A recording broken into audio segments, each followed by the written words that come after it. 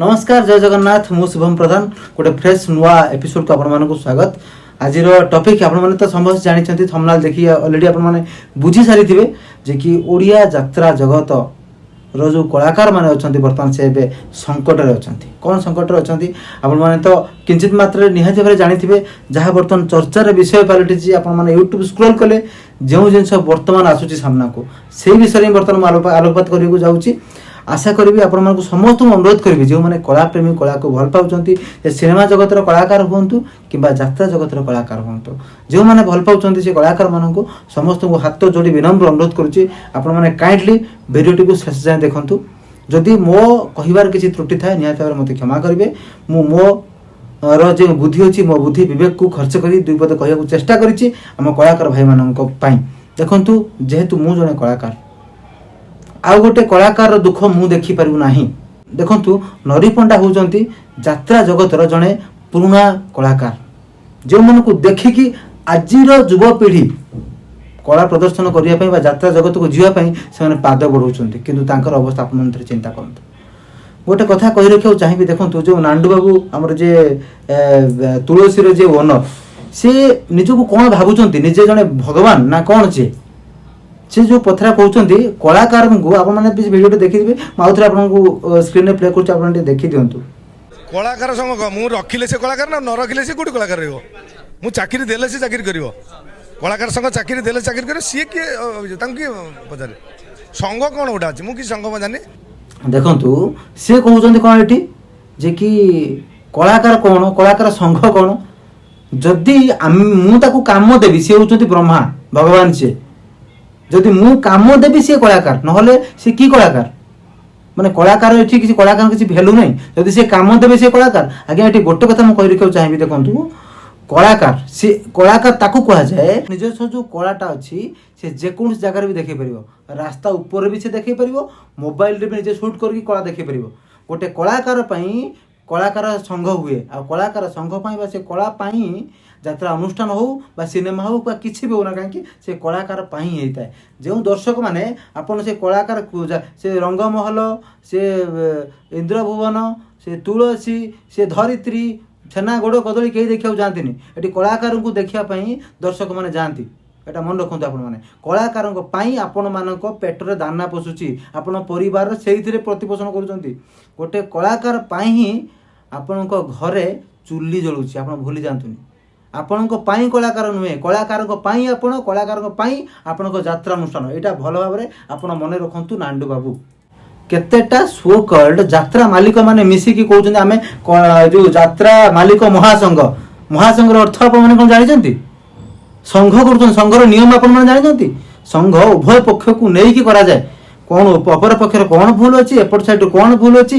अपर पक्षर कौटा ठीक अच्छी आपर साइड कौन ठीक अच्छी सब जिन को तर्जमा कर विचार कराए आपण हाथ गणती 10-15 जन पलि गले जाकि आप मन इच्छा जहाँ पर डिसीजन नहीं आपण मैंने गोटे कलाकार को बैन करुँच आपन कौन पागल मूर्ख आप मुंडे बेजा कि ना कलाकार को बैन करने आपन किए आज्ञा कलाकार जेको जगह तर कला प्रदर्शन कर बिना कलाकार आपन संघ बोली किसी ना आपन यात्रा अनुष्ठान किसी ना तेणु आप कौ साहस गोटे कलाकार को बैन करने को बाहरी आसिक मीडिया बैठ दूसरे आम गोटे वर्ष बैन करदे आपको किए अधिकार देला नरी पंडा को बैन करने आउ जन जो कमेडियन भाई भी अच्छा भी आप बैन कर किए आपको से अधिकार देला कलाकार आपण मैंने आज्ञा यहाँ भूली जातुनि आपण घरे तापर जो नरी पंडा को जो तो बैन कले गोटे निरीह लोक गोटे ब्राह्मण को लंगड़ा करके आपण ताकू गोईठा मारी छाती गाल में चापुड़ा मारी आपन को धर्म सहबनी आज्ञा आपण जो कुकर्म करुँचे ये कुकर्मर फल आपन को निहाती भाव में दिने भोगवा पड़ो आप मन रखी था। आउ गोटे भी एवं न्यूज आसी कि सोनाली पंडा सी तो सी गोटे नारी निज पिला को छाड़ी दे आसिकी 10 वर्ष ला बाहर रोच मैंने निज पिला को देखा इच्छा होनी जो आसी बाइट दौरान सी कि स्वामी खराब लगू शुणापी आज्ञा कि स्वामी आपड़ तो कहते 12 वर्ष है बाइट दौरान आप समझ देखिए 12 वर्ष है सहित मोर स्वामी सहित से जो स्वामी जी सहित मोर कौन संपर्क नहीं जीवन सहित किंतु पिलाटी 10 वर्ष है केमती आज्ञा जब 12 वर्ष है आपने अलग होते 10 वर्ष से पिलाटी कौन आसला ऊपर खसी पड़ा कि नारी आप चिंता करूँ ना ଆପଣଙ୍କର ତ ବିବେକ ଅଛି। ମୁଁ ଜାଣିଛି ହଁ ଆପଣ ଯେଉଁ ଆପଣଙ୍କ ସ୍ୱାମୀଙ୍କ କହିବା ଅନୁସାରେ ଆପଣ ଗୋଟେ ପ୍ରେସର ପଡ଼ିକି ଆପଣ କିଛି କହିପାରୁନାହାନ୍ତି। ବର୍ତ୍ତମାନ ସମୟ ଆସିଛି, ଆପଣ ଆଗକୁ ଆସନ୍ତୁ, ଆପଣଙ୍କ ସାଙ୍ଗରେ ହଜାର ହଜାର ଲୋକ ସାଥ ଦେବେ। ଯଦି ଆପଣଙ୍କ ପାଖରେ ସତରେ ଗୋଟେ ସେ ଯେଉଁ ନାରୀତ୍ୱ ଥାଏ ନା, ଯଦି ଆପଣଙ୍କ ଗର୍ଭାଶୟରୁ ସେ ପିଲାଟି ଜନ୍ମ ହୋଇଥିବ ନା, ତାହେଲେ ଆପଣ କେବେ ବି ପଛଘୁଞ୍ଚା ଦେବାର ନୁହେଁ।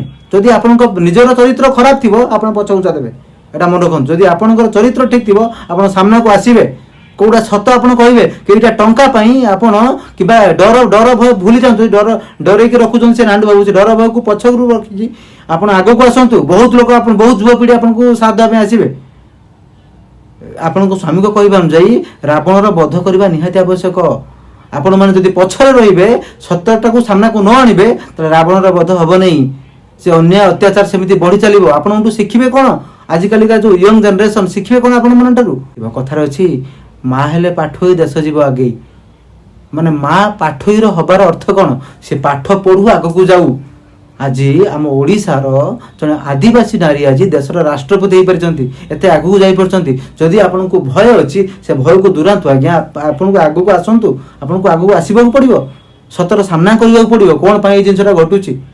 ସତରେ କ'ଣ ଦୟା ଲାଗୁନି ଆପଣଙ୍କୁ? ଗୋଟେ ନିରୀହ ଆପଣଙ୍କ 10 ବର୍ଷର ପିଲାଟେ ଆସିକି ବାଇଟ୍ କେମିତି ଦେଉଛି, ଆପଣଙ୍କୁ ଟିକେ କଷ୍ଟ ଲାଗୁନି? ଆପଣଙ୍କର କ'ଣ ବିବେକ ବୋଲି କିଛି ନାହିଁ? ଆପଣଙ୍କର କ'ଣ ହୃଦୟ ବୋଲି କିଛି ନାହିଁ?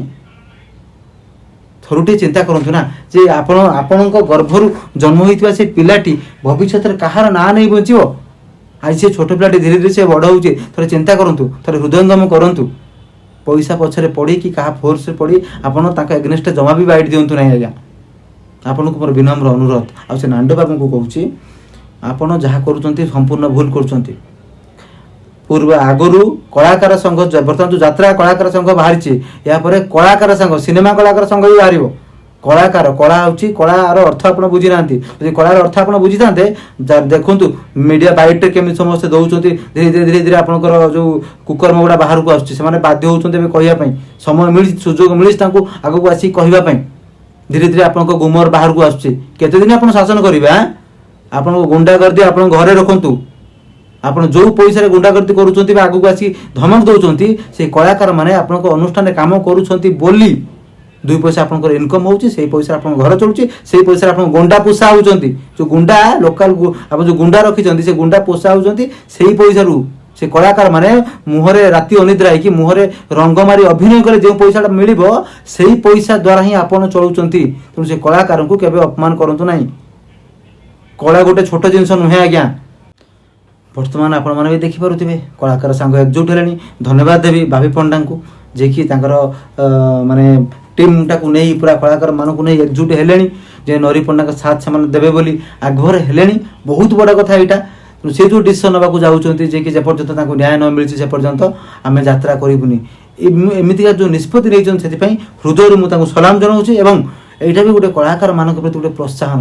ଆପଣମାନେ ବି ଆଗକୁ ଆସନ୍ତୁ ଆଜ୍ଞା। ଆପଣଙ୍କ ପରିବାରକୁ 2 ପଇସା ଇନକମ୍ କରିବା ପାଇଁ ଆପଣ ସତଟାକୁ ଲୁଚେଇ ଦିଅନ୍ତୁ ନାହିଁ, ସାମ୍ନାକୁ ଆସନ୍ତୁ। ଯେ ବି ବହୁତ ଭଲ ଡିମାଣ୍ଡ ବି ସେ କରିଛନ୍ତି, ଯେ ବାପି ପଣ୍ଡା, ଯିଏକି ପୋଲିଓଗ୍ରାଫି ଟେଷ୍ଟ ହେବା ଦ୍ୱାରା ହିଁ ସତ କିଏ କହୁଛି ମିଛ କିଏ କହୁଛି ଜଣାପଡ଼ିଯିବ। ଏଇଟା ବହୁତ ବଡ଼ କଥା।